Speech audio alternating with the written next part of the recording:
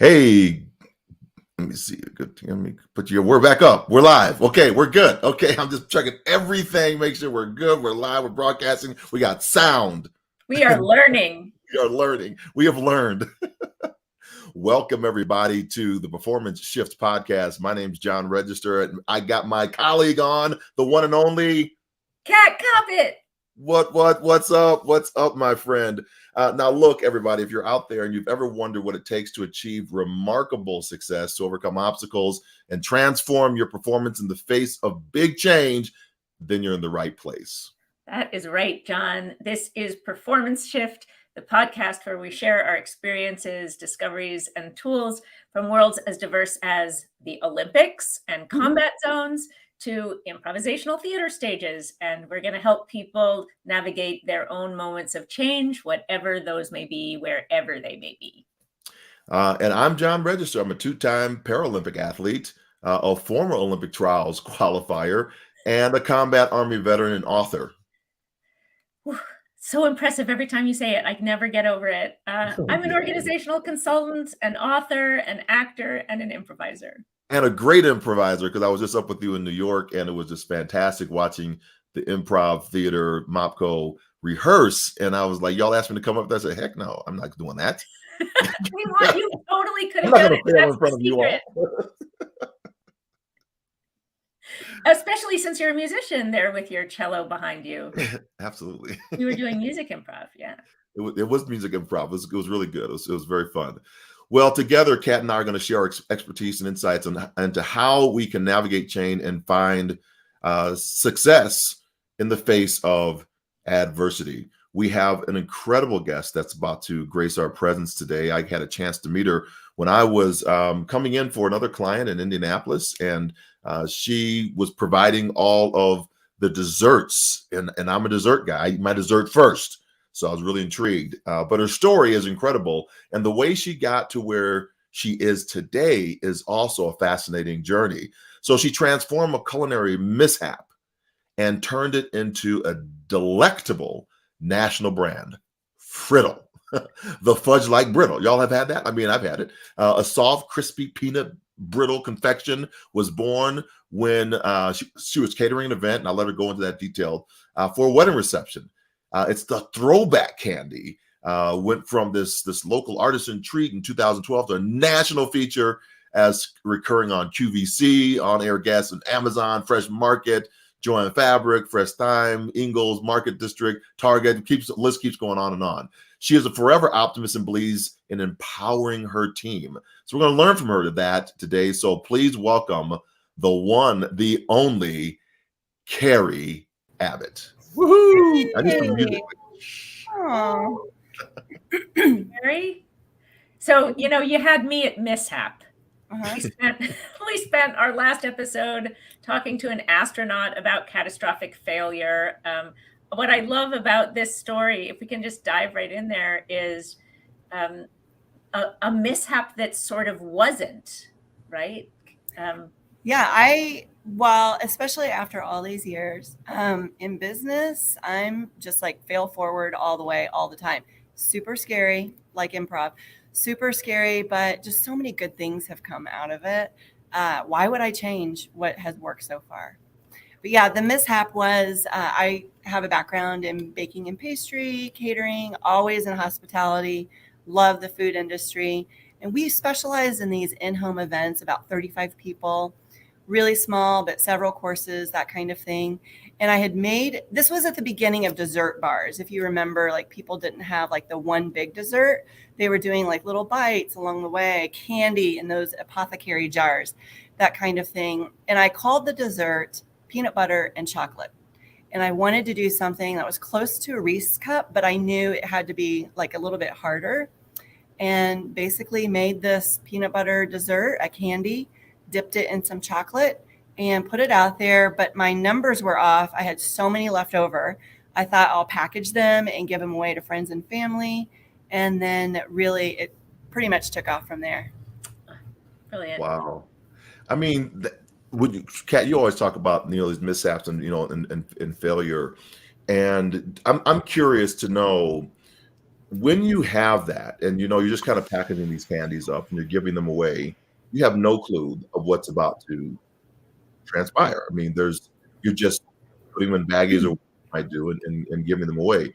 When was the turn point when you knew that, oh, this could be something? Well, it was kind of immediate. I loved that feeling. I mean, good or bad, I'm sort of a feedback junkie.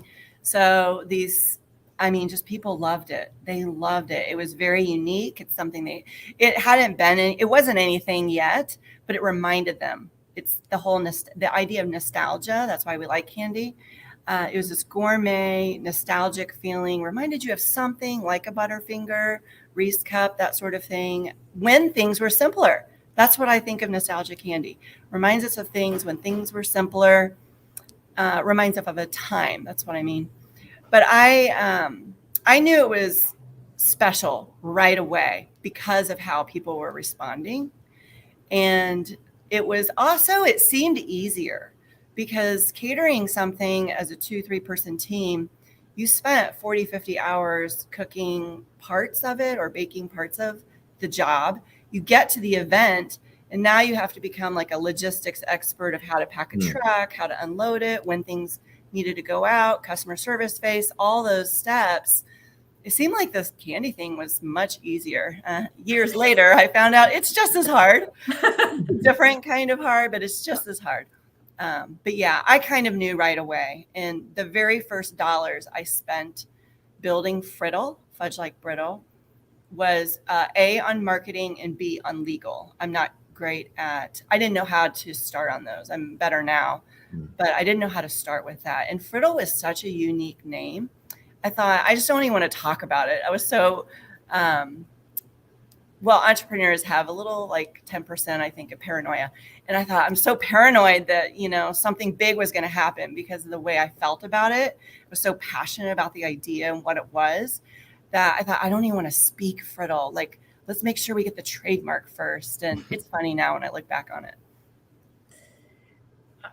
There's like 12 as an improviser. And, as we talk about these improv principles, there's about 12 things that you said that I could highlight and pull out. So John, hold me back on the reins if you want me, No, go. But just to highlight a couple of them, one is this idea of daring to be obvious. And sometimes our most original ideas are the ones that feel the most obvious or the easiest for us, right? And so I just hear you saying like, well, I did this thing and, you kept saying, I knew it had to be, and well, it felt easy, or, well, I just packaged it up and gave it to my friends. And then I knew it would be successful because of the reaction I was getting. And so it was almost like there was this path that for someone else might have felt very hard, or we never would have thought of it. But it seemed very clear to you. I think I was waiting for like number 2 through 12. We'll go one at a time. I think there is a fear of success, which is my version of daring to be obvious. It's actually like, I don't mean like a confidence level, because trust me, you start to grow and that's just like, that's taken away completely. It's like, how about this challenge? How about this challenge? But yeah, obviously a fear of failure. We all have it in some way. You've talked before about imposter syndrome, which is a real thing, but it's more about your experiences. You add those up, then you start to have some knowledge, and then you start to have some success. You both know that. Then you might become like an expert at something. And then you planted seeds. It takes about 18 months to build a national account. And you start to have some success. So you got through stage 2, you got through stage 3. Then there is definitely this moment. Like, what if I succeed? Do I have enough people? Do I have enough ingredients? When can I buy these things? I'm not paid yet. Does 30 days payment actually mean 90 days? So there's all these, like, when you're a small business, you're an emerging business, there is actually a fear of success with accounts that I don't know yet. I'm writing some things down here, right? Because I'm going nutso over here as well. And it's kind of a take on what Kat is talking about, but on a difference, because I don't think, and I have a little contextual model. We've spoken about it several times of going from this reckoning moment through a revision moment into this rebirth. And I think that entrepreneurs, I think you are on the side of like this rebirth and this growth. Not that you're there. I'm just saying that what we're talking about right now is this kind of this rebirth. And the rebirth is you've made a commitment to something.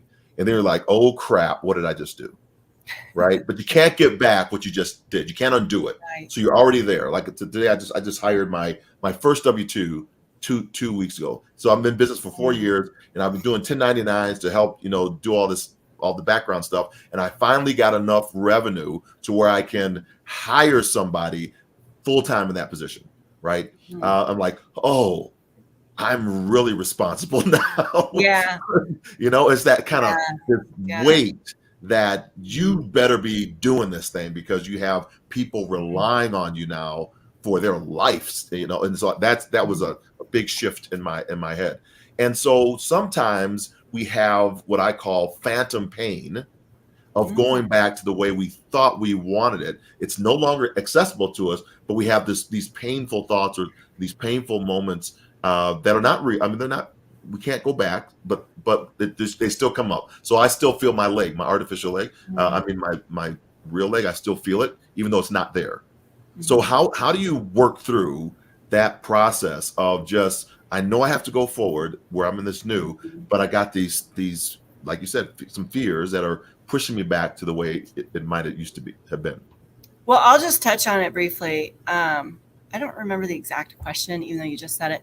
I'll just touch on it briefly, is that, I'm a believer in Jesus Christ. So I have like this faith component that everyone has something that's driving them. And so for me, it's my faith. And every day it's hard. Every day it's scary. Maybe that's why I lean on faith so much. It was a tough beginning to childhood was tough, and just seeing things. I'm adopted, so there's some other grief there. So grief drove me to my faith, and my faith keeps me afloat. Not even just afloat, like every day is a struggle kind of float, but there's some relief knowing that I have faith. And if opportunities and if doors are open, and there's opportunity, and I can rely on a team, if I can rely on the knowledge and talents that I've built or are growing, that it is really meant to be. You've heard that phrase. I use it pretty widely, and it's not really a faith statement, but it is absolutely meant to be. And if it's not meant to be, I'm not allowed to question that in my head. I'm not allowed to question that, because the doors were closed pretty early on large accounts. There is a chain, we'll say, that has 1,200 stores, and they gave me an opportunity of 7 in Indiana. And I was so excited. I was like, yes, I cannot believe I got in. It was so exciting. And sent out the product, and I went to the stores. I couldn't believe it was there. I was making it look nice, like you could even handle doing that for 1,200 stores. And this chain, whether it was paperwork or not, didn't pay. And then on top of that, there's a 30-page contract, which is normal. Somewhere in the contract, fine print, it said, you will need to buy back your product that is expired after so long. I have no control where they store it, how they store it, where they shelve it. So working directly with a chain was scary, but I thought I was big stuff. And I wasn't. And I was really naive to that process. I know where that is in the contracts now. But that opportunity was given to me, and thank goodness it did not actually happen. Can you imagine all those stores, if they had said yes? How would I have produced it, for one? And then two, I would have needed to buy back 1,200 stores of product that yeah. So I'm very thankful that didn't. And I didn't know that, you guys, till years later. I still I'm burned a little bit on some of those things, but that was just one store. So over time and experience, being around since 2011, really explosive growth in 2016. So we'll say over the last, I don't know, math things hurt, 7 years, thank goodness the doors that closed and then smaller doors were open. And then, even being able to talk to you guys and sharing this kind of story, because you have a version of it in your industry. We're just talking like entrepreneurship, consumer packaged good. It's a candy. What's not fun about candy? Well, I mean, spending a lot of time and money to try to get into one account, months and months, and then something like a door being shut to 1,200 accounts, that hurts. But I'm so glad it did, because I learned so much from that. So I'm noticing, John and Carrie, that John, your question was really about what do you do about the phantom pains and looking back and wanting to go back. And I sort of hear so little, really, Carrie, in your answer about that experience, right? I mean, I think that another improv principle of the 12 that I heard was this idea of just seeing everything as an offer. I have extra candy. It's not like, oh no, I made too much, I'm going to lose it. It's an opportunity. A door is closed. Okay, thank good. Maybe not in the moment, right? I have an emotional experience, or I feel burned, but all right, it's not mine to question what comes next, or it's an opportunity to be grateful that I have the resources to look for the next thing. This is meant to be. When you say phantom pain, it, like the young people, I have teenagers, so I kind of speak that language every now and then, and they would be rolling their eyes right now. But it is like the triggers, as people use right now. Are we talking about the same thing? So yeah, there's certain, there are phantom pains for, if we're talking about in the business and some practices that I've had to change. Absolutely. And not to just to get back to the W-2 thing, I feel like I was richer, we'll say that way, more in tune with every single detail before I had W-2s, because don't regret it. But because I'm so people driven and gratitude driven, so then I'm grateful for the people. But I had no idea that responsibility and what that would feel like until after having 10 employees. So that was the real stuff there. I started even making decisions differently. I had to incorporate some real black and white thinking on paper. What's best for Newfangled Confections, not Carrie Abbott. So, but that has helped our growth. Well, you have grown, right? And so you have Newfangled Confections now. And so what's that journey inside of building that, coming out from something else and seeing something grander, even though you're building this other thing on the other side? So what was that question again? So what was the question is, what was the process from going from, to building the new company? So the company started with one person and one candy maker, me. I'm still a candy maker, which I'm so proud of. That's great. But the real growth, really good candy. Thank you. Yeah, Frittle. It's peanut butter confection. So if people like peanut butter. So good. I might have to eat one right now as you're talking. Okay, just make John jealous. But yeah, that process really was just keep moving forward. It was just keep moving forward. One candy maker, one driver, one salesperson. And I don't mean individual people. It was all me. And then, like you say, bringing on your first W-2, it was, how do I manage my time? I still struggle with time management. Do I need to be the one vacuuming like an employee area? Well, I still don't need to be, but sometimes I am. And I justify I'm actually thinking about my next strategy, but this is something I'm not going to screw up. So I'm going to clean that table. I'm going to do that. still not a good use of my time. So it is a balance in that growth. I called it explosive, but the going from, we'll say 10 accounts to 1,000 accounts, in a few short years. I was plunged into building a process immediately. Who calls on who, where, like, I'm a big, like, drop the ball. So one of my first employees was an administrative person. You guys understand that, who is not emotionally attached to like how things are done, but more like exactly what am I supposed to do and exactly what are my priorities and what are my deadlines, Carrie. And I'm like, the clouds have parted. Where did this person come from? I mean, even me not being able to like decipher the exact question, like we're just storytelling. We're just hanging out right now, you know? No, I think that's it, right? Because that's exactly who she is. She don't want the fluff. And I told her, I said, the reason I selected you was because you are not enamored by anything that I do.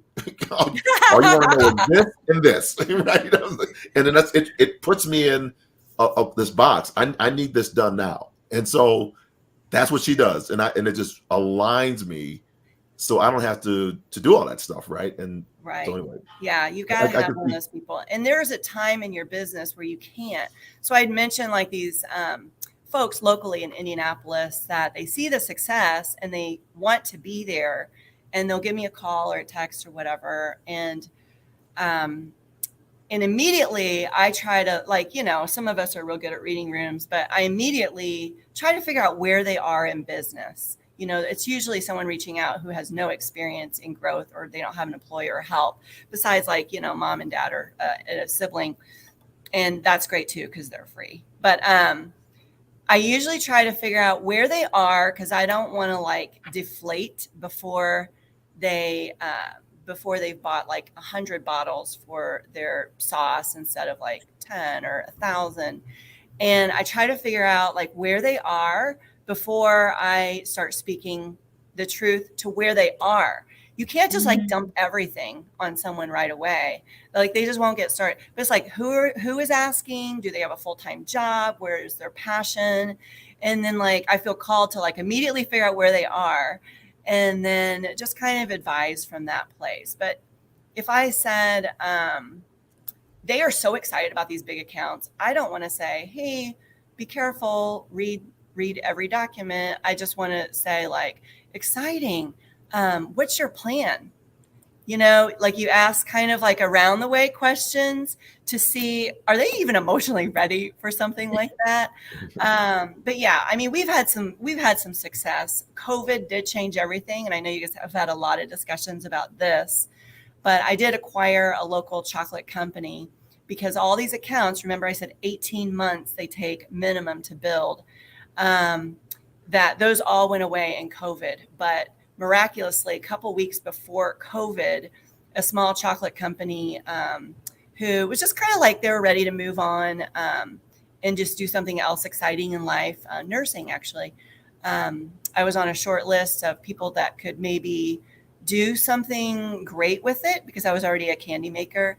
And I'm just so thankful for that opportunity because now it's 3 years later and we are just really rocking with like a retail store. I've become really knowledgeable in chocolate, which I wasn't before. So anyway, so small business or retail or national growth, when people come to just kind of lean on some advice, which is what you both do in your areas, people will ask you for advice. John and Kat, I'm just getting to know you. But John, I mean, your entire Pro Speaker Society is advising people on how to get where you are and you're growing. So I have my own corner of that in Indianapolis with food and beverage and packaging that I just try to find out where they are first. And then we kind of lean into that. What I love about what you're saying is you have lots of experience, you have lots of advice, you've learned your lessons. And when people come to you, rather than just spraying that advice and assuming it's relevant to them wherever they are, you start by saying, Right. Drinking right? from a fire hose. Is that what they What do say? you, but where are you, and what do you need? So in improv parlance, now I feel like I have to get to 12 because I said that out loud. But one of those principles is focus on your partner, not yourself, right? Make your partner look good. So what is it you need? Not like, how do I spray my brilliant advice, right? Or show you how smart I am, but how can I actually be of service to you and give you something that's valuable to you in this moment and your life? And another way to say that is serve the scene, right? Like, what does this scene need right in this moment? And then the other is, the king of all improv principles is yes-anding, right? So you're accepting and building in a positive way, as opposed to blocking or shutting someone down. They say, oh, I have this big contract. You don't say like, oh, that's terrible, or no, don't do it. You're like, oh, what's your plan? That's a beautiful sort of yes and that's honest, right? You're accepting, oh, you have this, and here are some things you might want to think about, or here's some ways. That's what it is. It's things you might want to think about. I usually leave homework, but I say it in like such a delightful way. Like, hey, you might, so, over the next couple of weeks, here's some homework, think about it. I mean, I'm not really great at holding everyone accountable, but I'll just say, you might want to research this or these companies, find out that, because it's often out of like, I don't know what to do next. So, and because I do have some experience in that, here's the other thing. I actually think if someone has had a career, especially if they've had children, because kind of like nothing is more important. So anything can happen at work, and it's like so not more important than my family. But is they already had career, they have life experience because I'm working with adults. And then they took the plunge and started this company, and they're trying to grow. Do I want to grow? They don't usually come to me if they want to sell their company. We'll do that in part 2 another time. But I usually start with encouragement, right? Encouragement, and that they probably already have the answers. They actually, like, I'm not talking like a kid here. They actually know the answers for their next steps. But my job is really just to kind of serve how to bring that to the surface. And when they think like, oh my gosh, that's brilliant. And I don't ever say it, but in my mind, I'm like, yes, you are. You are brilliant, because there's just like so much swirling, and they got an opportunity for one account. And how do I do it? And it's one store that I have been there. I remember that. I remember when it was April 2011. So I'd started the company early 2011.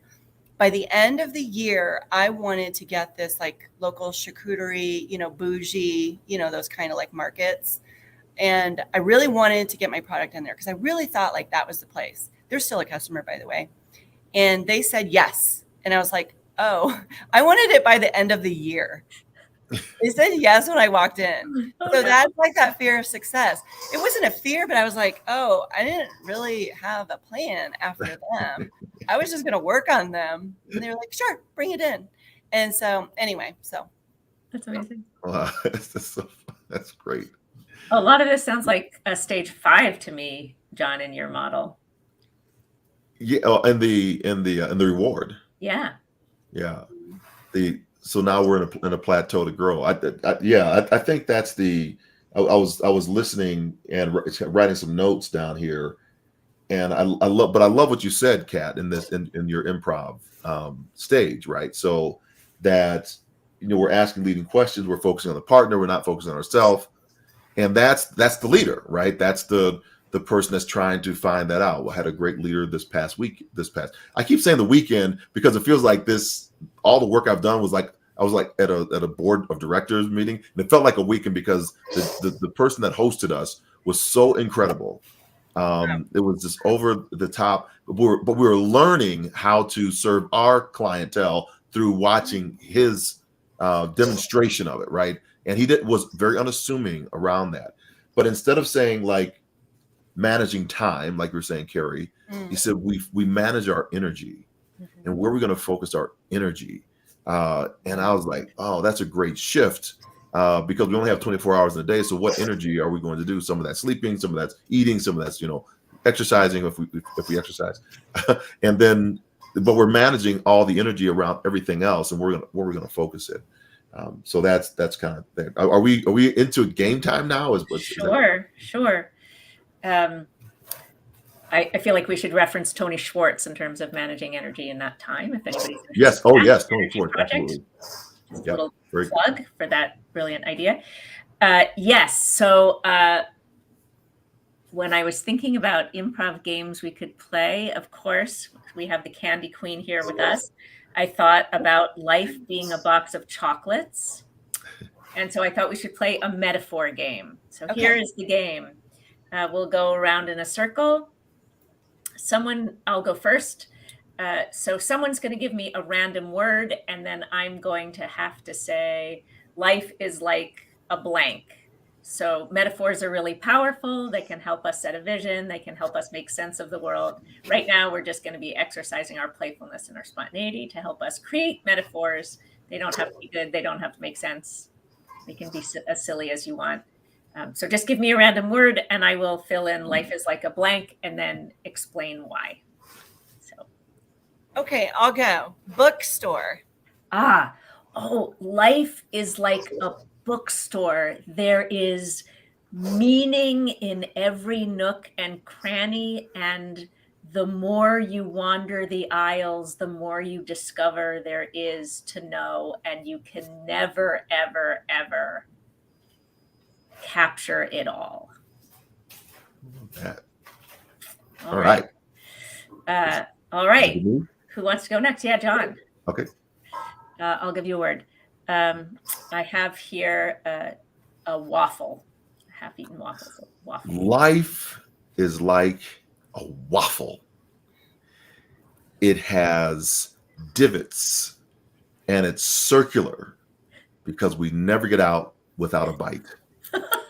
Without a bite. Brutal little metaphor. Brutal. Nice. All right, give Carrie a word. Oh boy. Cell phone.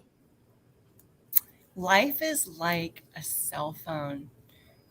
You can reach out to everyone who's important to you, and you can also decline the calls from potential spammers, haters, negative thinking. Yes. Woot! I love it. Okay. That's awesome. How was that? Yeah. That was so much fun. I don't even know what I just said. That's improv. It was great. It was perfect. Improv. I feel like I'm going to take your metaphor and remember it. I'm like, if I need something, life is like a cell phone. I can just reach out to the people I want, and I can block the people I don't want. Yeah. Brilliant. Why not? I had a question. Well, kind of a question for each of you. Do we have a second? Yeah. One thing I was going to say to you, Kat, is I'm so in awe with what you do in improv. I actually have never met an actor before. And I don't know, Midwest or whatever. I shouldn't say that. But I have this thing. I just love to be silly. And I had this thing where we just have like little wireless mics when we're just shooting whatever, like just normal social media. Yeah. And sometimes when I'm testing it, I just like whisper. And then I thought this should be a whole series. Like I should just do like a whisper series, but not like ASMR, like weird thing. I'm so sorry if people are watching and are into ASMR. But I mean but why does it make me laugh? Like, is it because is it nervous or like why does it make you laugh but we would whisper into your mic? Probably because you're really funny. I mean, I don't know what I make. Self-serving now. I'm like, first of all, you're delightful, right? I'm sure our listeners are going to say like, you absolutely should have a show, right? So you should have a show. You should, right? That'll be my second act. Okay. The thought I have about this is, there's something. The gesture itself is like a confessional gesture, right? By definition, you're sort of like a little aside or like, right? I mean, in plays like in Shakespeare, from Shakespeare's time, like I'm going to do a little aside. And there's something very intimate about that. There's something like, I'm going to tell you the secret, right? Secrets are delicious. We love them. Okay. So it's fabulous, right? Secrets. Oh, I never ever thought about that. But I was like, she would know. If anyone's going to know, I want to know. That's because you've never spoken to an actress before. That's it. I've never, and I'm like, why is that so hilarious to me? It like nothing becomes so funny. I'm just like, it's great. It's fabulous. I love it. Oh, I'm going to tell you the secret, right? Like this is the this is the good stuff. This is the gossip, the truth. So that's what, when I meet you, I have no series. I'm actually not professional in that.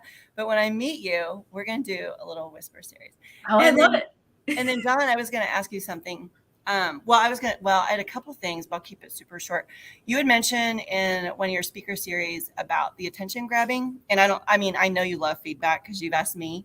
So when I work events where I'm selling to the consumer, because I still do those, is that I have about 5 seconds to grab them. You had mentioned 10, and that might be true for speaking.